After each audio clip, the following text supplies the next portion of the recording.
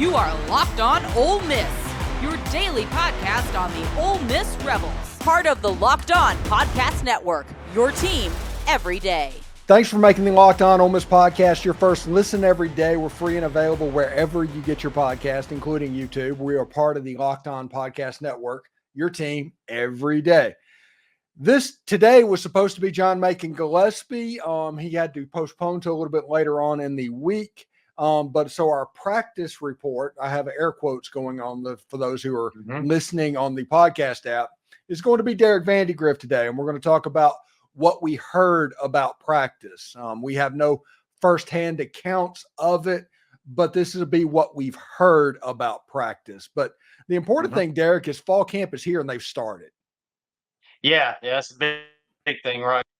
Football is underway. Players are on campus. They are in helmets, not shoulder pads quite yet, obviously. But yeah, they're going through drills. They're running routes. Not only on air but against the other players as well in some cases. So we're getting closer and closer to August 31st and that first game of the year of what's setting up to be hopefully a really, really special football season here at Ole Miss.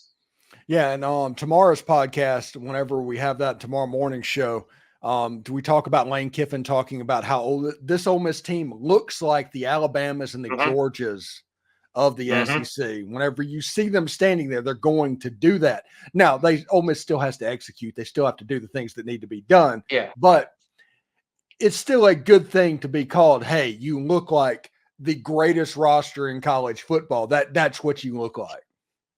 Yeah, it's funny you bring that up. That's one of the quotes that I have here. I think I saw the Rebel Walk tweeted out during Lane Kiffin's press conference after practice. But he said, it's just this is a team that just looks different. It looks like Alabama or Georgia when they're going through warm-ups. And, that's one thing they really harped on this offseason. Got exposed a little bit against Georgia, obviously, last year. That game didn't go our way basically from the jump. And But look, they addressed it. They've got some big time players in here. They've got length, they've got speed, they got size. Went and upgraded in all of those areas. So that's one thing that I had marked down from Lane Kiffin's press conference as well. Just the look of the team, and look, that's important too, right? How do you look getting off the bus? You've got to have some sort of intimidating factor whenever you're walking off that bus, walking into the stadium. It sounds like, at least in Kiffin's mind, that we look like a legit SEC team and two of the best teams that's played in the SEC within the last 20 years with Alabama and Georgia. Yeah, and I'm pretty impressed with that. Obviously, I did my show tomorrow about it. So I was impressed by that statement. But Lane Kiffin also went on to say that, all the preseason accolades, they mean nothing. They don't, but they do. They don't for the football team. The football team needs to act like they don't. That's his point there. But they do in the fact that the preseason hype in magazines is going to lead into the preseason rankings, which is going to have Ole Miss at 5th or 6th, which is going to lead into the playoff rankings, which is going to make it to where Ole Miss can be in a better shape than if they, say, went into the season ranked 25th.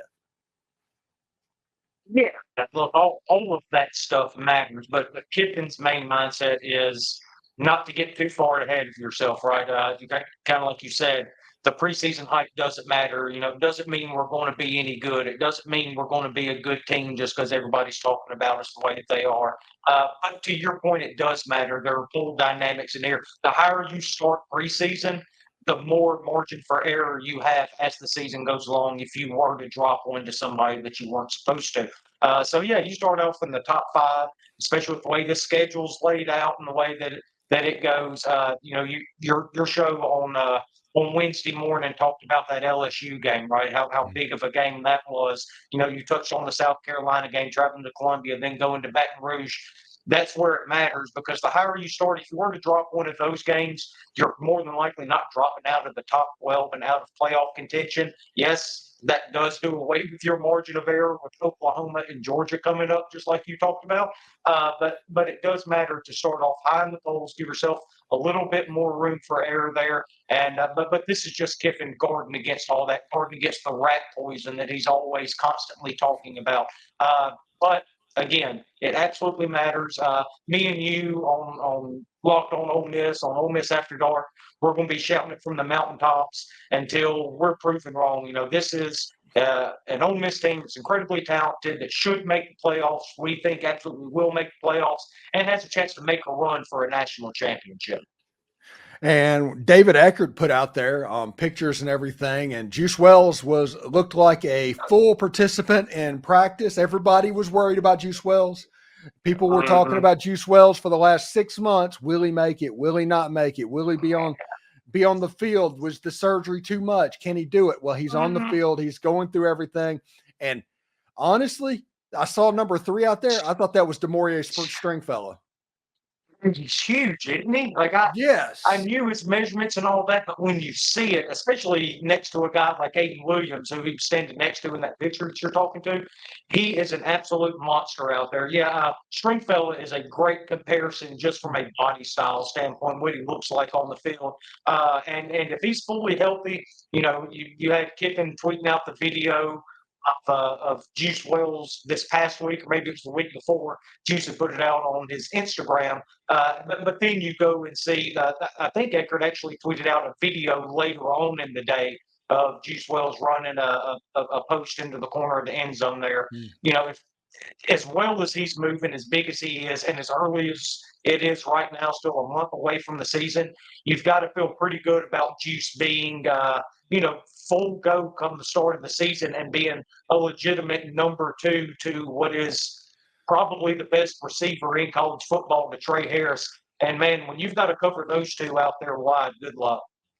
Yeah, and you have a situation like Trey Harris, like I said, best receiver in college football, but Juice Wells, everybody just assumed that Juice was going to play the slot, and that's what it is. And I kind of go back to that whole Shaquille O'Neal meme. Is like, I apologize, I was not aware of your game. I did not know that he was that big. But as a slot receiver, if he gets to play the slot, we're looking at an A.J. Brown type slot receiver for Ole Miss this year. Jordan Watkins has played on the outside, but they could also flip that. Juice Wells is not going to struggle if he has to play out wide.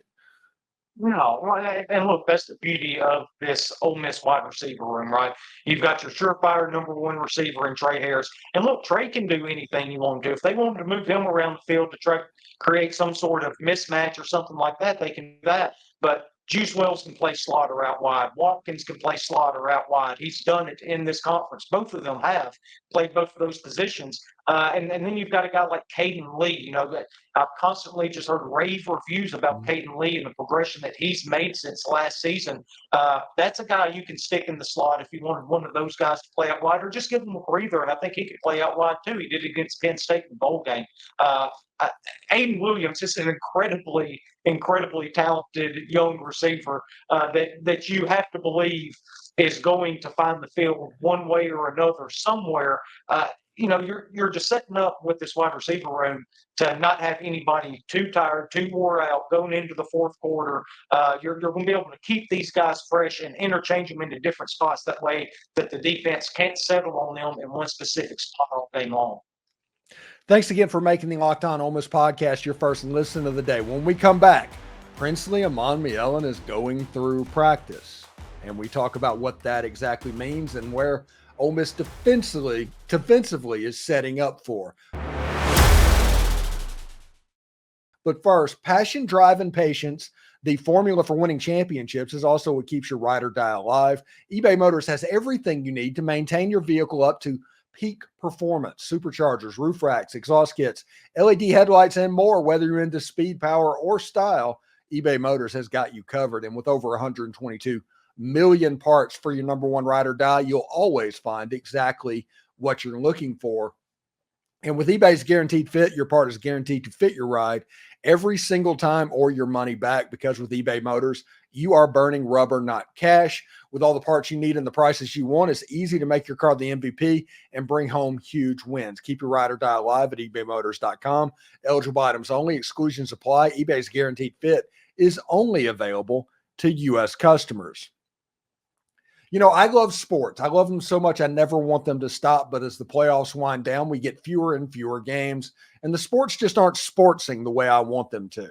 But FanDuel lets me keep the sports going whenever I want. All I have to do is open up the app, dream up the bets anytime I am in the mood. Maybe I want to bet on Ole Miss and their over-under of 9.5 wins this season, or Jaxson Dart at plus 1,500 to win the Heisman. Now is the chance to do that because FanDuel this summer is hooking up all customers with a boost or a bonus daily. That's right. There's something for everybody every day all summer long. So head on over to FanDuel.com and start making the most out of this summer. FanDuel is the official sports betting partner of Major League Baseball. Are you watching Fox Sports or ESPN on your TV all day and you have to turn down the volume with all of that shouting? Make the switch to Locked On Sports today. It's a free 24/7 sports streaming channel program for you each and every single day. And tomorrow, Locked On College Football, if you go there, there will be a new 24/7 streaming channel on all college football. That's all it's going to be. It's college sports all the time. Streaming 24/7 on YouTube or the free Amazon Fire TV channels app, part of the Locked On Podcast Network, your team every day. I recommend everybody go on your phone, download the app Zeem, Z-E-A-M, Zeem. If you do that, it comes with a program guide. You can see exactly what the Locked On streaming channels are going to do. It's not going to be a roulette whenever you get over there. It should be a lot of fun, and we'll see how it goes. So, Derek, it is really cool. Princely Umanmielen, this is the way this went for anybody that is curious. Princely Umanmielen, after spring practice, had surgery. And immediately everybody's like, oh, he's out for the year. He's done. He's gone. And then all of a sudden, well, he might make it back for the Georgia game. And then it's like, hey, LSU, he could be back for LSU.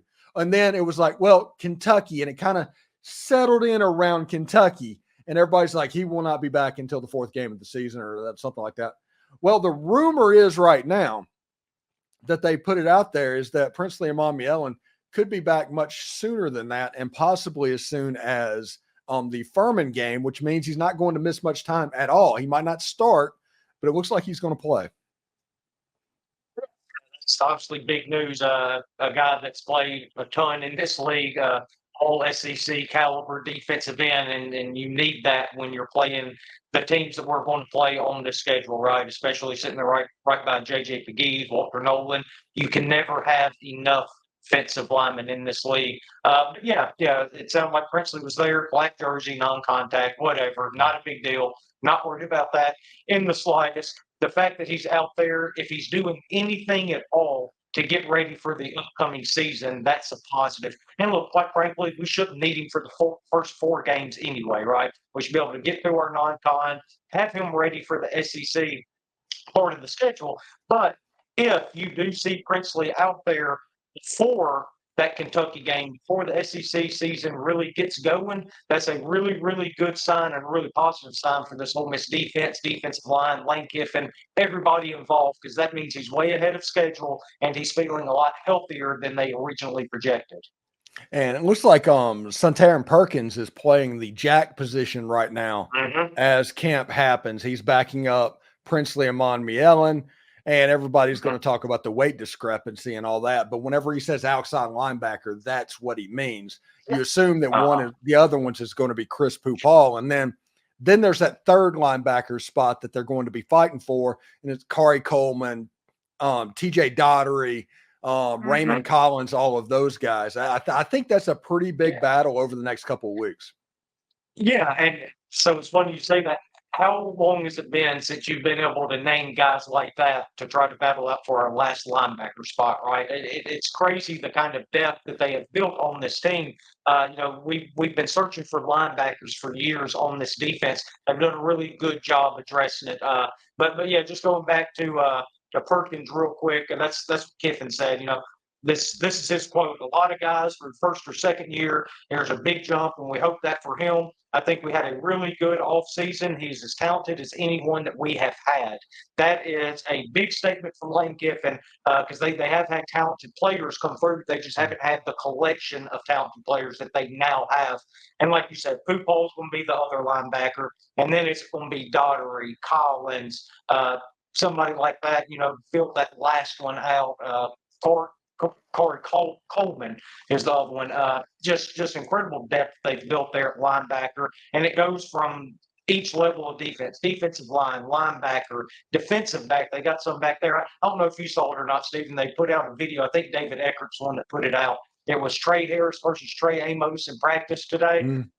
Man, those battles are going to be a lot of fun to watch if they keep getting videos of those two, because they're out there battling. Amos was all over him, but you saw Harris get out there, dive for the one-handed catch there on a little out route.